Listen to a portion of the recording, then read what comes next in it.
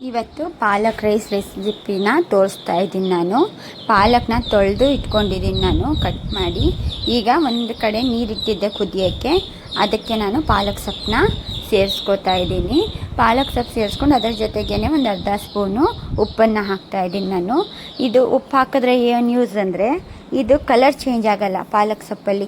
ನಾವೀಗ ಪಾಲಕ್ ರೈಸ್ ಮಾಡಬೇಕಾದ್ರೆ ಒಂದೊಂದು ಸಾರಿ ವೈಟ್ ರೈಸ್ ಕಾಣಿಸ್ತಿರುತ್ತಲ್ವ, ಆ ಥರ ಕಾಣಿಸಲ್ಲ, ನೀಟಾಗಿ ಗ್ರೀನ್ ಕಲರ್ ಕಾಣುತ್ತೆ.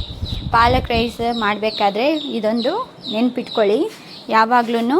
ಇದು ನೋಡಿ, ಇಲ್ಲಿ ನಾನು ನೀರಲ್ಲಿ ಕುದಿಸಿ ಇಟ್ಕೊಂಡಲ್ವ, ಒಂಚೂರು ಕಲರ್ ಚೇಂಜ್ ಆಗಿಲ್ಲ ಪಾಲಕ್ ಸೊಪ್ಪು. ಈಗ ನೋಡಿ ಮಿಕ್ಸಿಗೆ ಹಾಕ್ಕೋತಾ ಇದ್ದೀನಿ ನಾನು ಪಾಲಕ್ ಸೊಪ್ಪು, ಮತ್ತು ಅದ್ರ ಜೊತೆಗೇ ಒಂದು ಸ್ಪೂನಷ್ಟು ಜೀರಿಗೆ, ಮತ್ತು ಒಂದು 6-7 ಹಸಿಮೆಣ್ಸಿನ್ಕಾಯಿ ಹಾಕ್ಕೋತಾ ಇದ್ದೀನಿ. ಒಂದು 5-6 ಬೆಳ್ಳುಳ್ಳಿ, ಸುಲಿದಿರೋವಂಥ ಬೆಳ್ಳುಳ್ಳಿನ ಹಾಕ್ಕೋತಿದ್ದೀನಿ. ಅದ್ರ ಜೊತೆಗೇ ಒಂದು ಅರ್ಧ ಇಂಚು ಶುಂಠಿ ಕೂಡ ಕಟ್ ಮಾಡಿ ಇಟ್ಕೊಂಡಿದ್ದೀನಿ.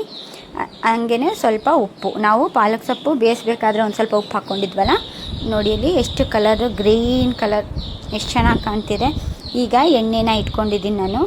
ಎಣ್ಣೆಗೆ ಏಲಕ್ಕಿ, ಲವಂಗ, ಚಕ್ಕೆ, ಜೀರಿಗೆ ಮತ್ತು ಪಲಾವ್ ಎಲೆನ ಮತ್ತು ಸೇರಿಸ್ಕೊಂಡೆ. ಮತ್ತು ಅದ್ರ ಜೊತೆಗೆ ಒಣಮೆಣ್ಸಿನ್ಕಾಯಿ ಮತ್ತು ಕರಿಬೇವು ಕೂಡ ಆ್ಯಡ್ ಮಾಡಿದ್ದೀನಿ. ಒಂದು ಸ್ಮಾಲ್ ಈರುಳ್ಳಿ, ಚಿಕ್ಕ ಈರುಳ್ಳಿ, ಉದ್ದುದ್ದ ಕಟ್ ಮಾಡಿರೋವಂಥ ಈರುಳ್ಳಿನ ಒಗ್ಗರಣೆಗೆ ಹಾಕ್ಕೊಡ್ತಾ ಇದ್ದೀನಿ.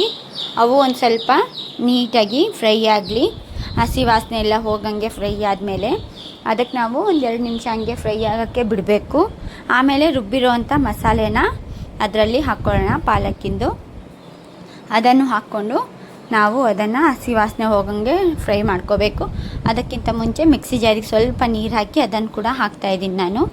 ಅದಕ್ಕೆಲ್ಲ ಅಂಟ್ಕೊಂಡಿತ್ತಲ್ಲ ಮಿಕ್ಸಿ ಜಾರಿಗೆ, ಅದಕ್ಕೆ ಇದನ್ನು ಸ್ವಲ್ಪ ಹಸಿ ವಾಸನೆ ಎಲ್ಲ, ಪಾಲಕ್ಕಿಂದು ಹಸಿ ವಾಸನೆ ಎಲ್ಲ ಹೋಗಬೇಕು.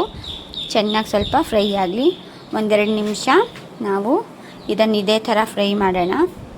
ಈಗ ಇನ್ನೊಂದು 2 ನಿಮಿಷ ಇದನ್ನೇನು ಮಾಡಬೇಕು, ನಾವು ಮುಚ್ಚಿ ಲೋ ಫ್ಲೇಮಲ್ಲೇ ಇದನ್ನು ಮುಚ್ಚಿ ಫ್ರೈ ಮಾಡಬೇಕು. ಸ್ವಲ್ಪ ಎಲ್ಲ ನೀಟಾಗಿ ನೋಡಿ, ಆಯಿಲೆಲ್ಲ ಮೇಲೆ ಬಂದಿದೆ ಅಲ್ವಾ. ಈಗ ಇದು ರೆಡಿಯಾಗಿದೆ.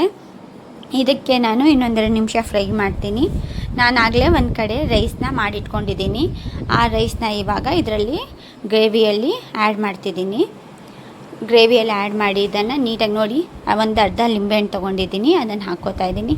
ಕಲರ್ ನೋಡಿದ್ರೇ ಗೊತ್ತಾಗ್ತಿದೆ ಅಲ್ವಾ, ಏನು ಇದಕ್ಕೆ ನಾನು ಫುಡ್ ಕಲರ್ ಏನೂ ಆ್ಯಡ್ ಮಾಡಿಲ್ಲ ನೋಡಿ. ಈಗ ಇಲ್ಲಿ ಒಂದು ಸೈಡಿಗೆ ಬಾಣಲಿಟ್ಟು ಒಂದು 4-5 ಗೋಡಂಬಿನ ಫ್ರೈ ಮಾಡಿಕೊಂಡು ಅದನ್ನು ಹಾಕ್ಕೊಂಡಿದ್ದೀನಿ.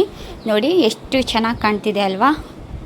ನಿಮಗೂ ಈ ಪಾಲಕ್ ರೈಸ್ ರೆಸಿಪಿ ಇಷ್ಟ ಆದರೆ ಲೈಕ್ ಮಾಡಿ, ಸಬ್ಸ್ಕ್ರೈಬ್ ಮಾಡ್ಕೊಳ್ಳಿ, ಶೇರ್ ಮಾಡಿ. Thank you.